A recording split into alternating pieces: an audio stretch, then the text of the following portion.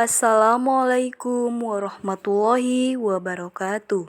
Para sahabat pecinta wali yang dirahmati Allah, semoga selalu dalam keadaan sehat serta ada dalam lindungan Allah Subhanahu wa Ta'ala. Dalam video kali ini, saya akan menceritakan kisah Mama Eyang Rende. Beliau adalah kiai berilmu tinggi yang kerap diremehkan karena pakaian compang-campingnya. Simak kisah ini sampai selesai. Mama Kiai Ahmad Zakaria atau lebih dikenal dengan Mama Eyang Rende sebagai penyebar syiar Islam memang sudah terkenal kemana-mana. Tidak hanya di Jawa Barat, Mama Eyang Rende juga terkenal di seluruh Indonesia.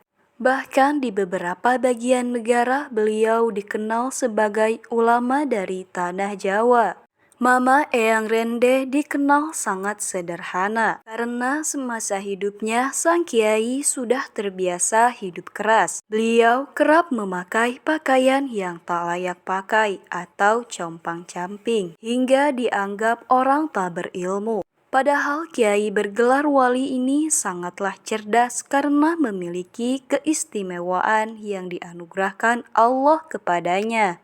Petilasan makam sang wali terdapat di Kampung Rende RT 1 RW 2, Desa Rende, Kecamatan Cikalongwetan, Kabupaten Bandung Barat. Beliau meninggal pada tahun 1939, sekitar 72 tahun lalu di usia sekitar 97 tahun. Kompleks pemakaman beliau berdekatan dengan rumah beliau yang ditempatinya semasa hidup di Kampung Rende.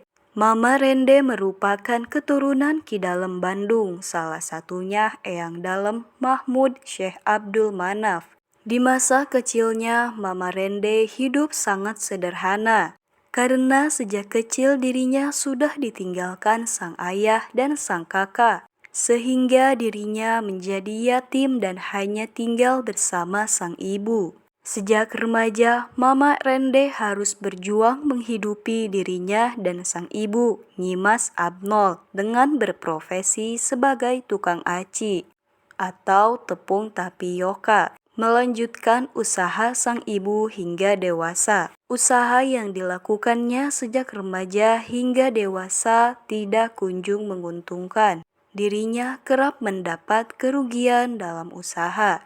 Di usia ke-35 tahun, Mama Rende mulai berkeinginan belajar agama Islam. Setelah mendapat petunjuk dari Mama Eyang Prabu Marzuki bin Tazimuddin bin Zainal Arif atau Eyang Agung Mahmud, Mama Rende disuruh mengaji untuk pertama kalinya oleh Eyang Prabu Marzuki.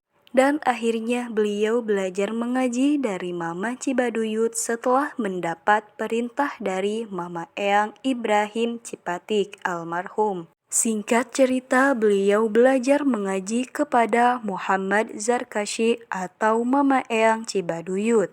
Beliau belajar dan membaca semua kitab-kitab yang ada di pesantren. Beliau tidak pernah mampu membeli kitab karena beliau tidak memiliki uang untuk membelinya. Namun karena keistimewaannya, beliau mampu menghafal semua kitabnya. Semua mazhab Syafi'i, Maliki, Hambali, dan Hanafi beliau pelajari dan semua mazhab beliau amalkan semuanya.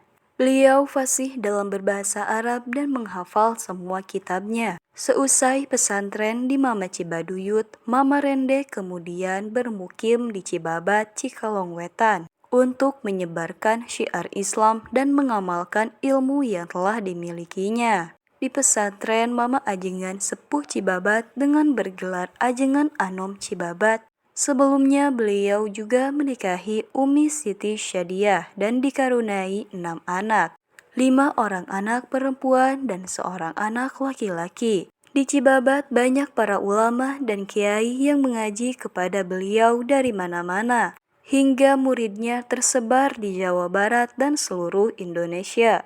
Tidak hanya mengaji atau pesantren di Mama Cibaduyut saja, Mama Rende yang memiliki rasa akan keingintahuan yang tinggi juga berangkat mengaji ilmu agama ke Mekah, Arab Saudi sekaligus menunaikan ibadah haji. Tidak hanya menuntut ilmu, beliau pun terlibat peperangan di negeri Arab.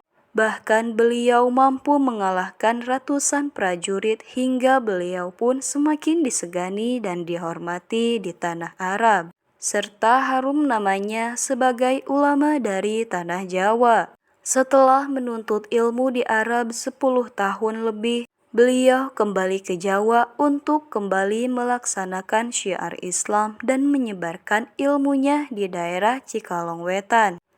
Menetap di kampung Rende sampai beliau wafat. Sesampainya di Rende, Mama menikahi kembali dengan Umi Uhe dan dikaruniai seorang anak.